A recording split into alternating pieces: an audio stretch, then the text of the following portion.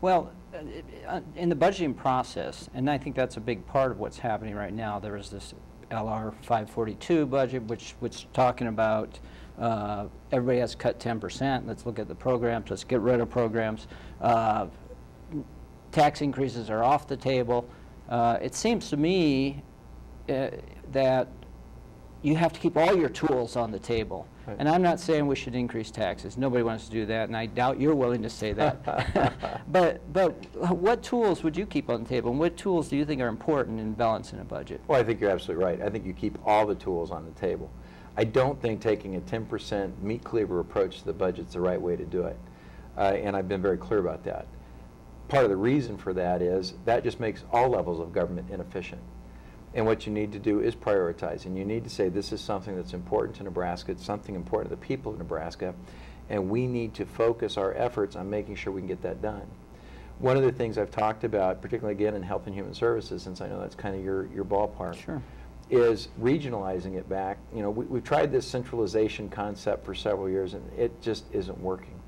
You know, people in Scottsbluff can't put the same template over something that people in Lincoln do, that people in Omaha do, that people in South Sioux City do.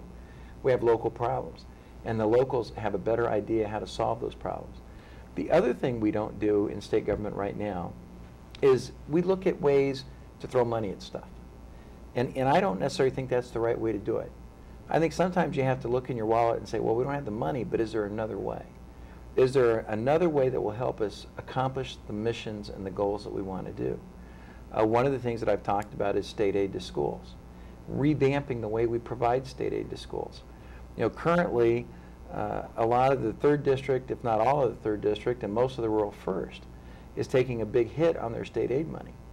Well, if it's supposed to be fair and equitable across the board, why are they giving up their money so that the District 66 in Omaha can get an $18 million bump in their state aid? Right. I mean, that doesn't make sense. Right. And so what I've kind of looked at is possibly taking over the physical plants at the state level. Because what that does is it decreases a hard dollar asset I got to pay to a school district, but it gives me a hard building to give to them. And I take care of the roofs, and I take care of the boilers, and I take care of the gym floor and the track and whatever happens to be there.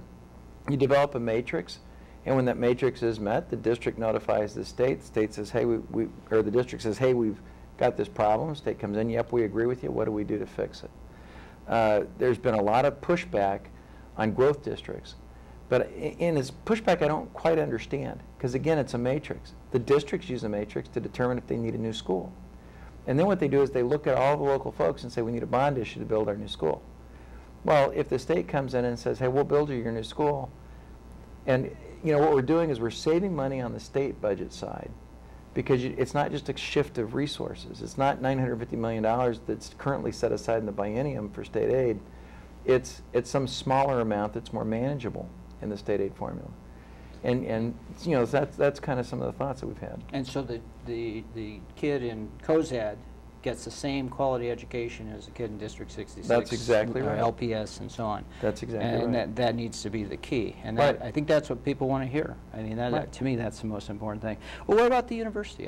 They just came out at the Board of Regents the other day, and the budget director was talking about the devastating effects this 10% cut would have if this actually happens. Well, let's talk about that a little bit. And it would. I mean, it would just absolutely kill the university.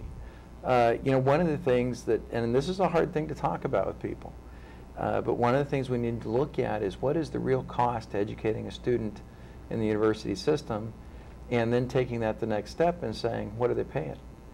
And bringing those two numbers closer in line with each other. I know nobody likes tuition hikes. I understand that. But by the same token, there are times that you have to do something. And I think a kid would rather have a professor who's teaching him or her what they want to know than not having a professor or not having that program anymore at the university level. And so I think there's a trade-off, and I think people are willing to pay for what they get. But how do you bring more resources to the university? I mean, are there resources out there that can be had?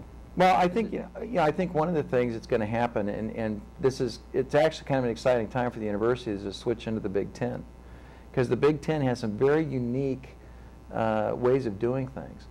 One of those is a virtual classroom. You know, a student at Lincoln can take a class at Ohio State or a class in Minnesota or Illinois, or wherever that class happens to be offered, and still pay tuition rates that are what Nebraska pays.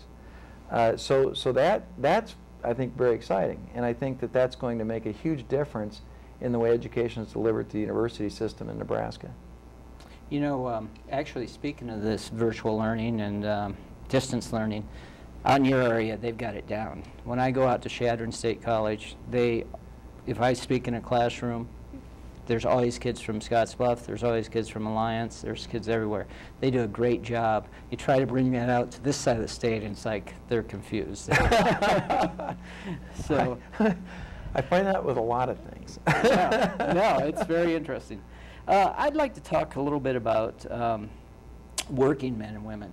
You know, our state, we have and I ask my students this often, what's the third largest city in the state on non-football Saturdays? And of course everybody knows on football Saturdays it's Memorial Stadium. But the answer to that question is children living in poverty. We have over 67,000 children living in poverty.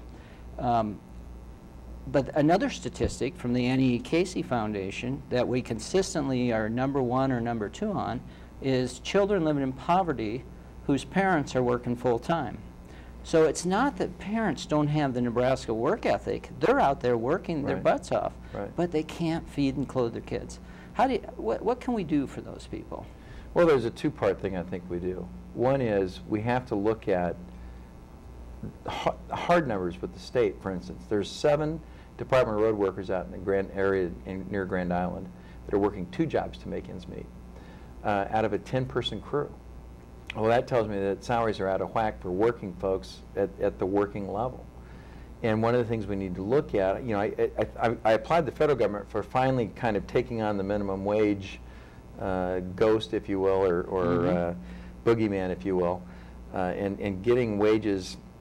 I mean, we're still, I think, $6 light than what they should be. Oh, yeah. But they're at least starting to make that connection that you have to take care of these people. You got to do those things. You know, I think a big piece of that is identifying those people and then figuring out what they need. And once you have done that, again, going back to that idea of it's not just throwing money at it, but it's figuring out ways to make everything work better. And I think that you know, we do that. People do work hard, and they don't get, frankly, they don't get paid enough a lot of times. But they take what they can get. And you know, one of the issues right now with the governor's Advantage program. You know, I think the World Herald just did an expose on that about 3 weeks ago that indicated that almost 75% of the jobs they're creating are $16,500 a year. Well, you can't raise a family on $16,500 a year. You can't raise yourself. That's true. That's absolutely true. So those are things I think we need to take a hard look at.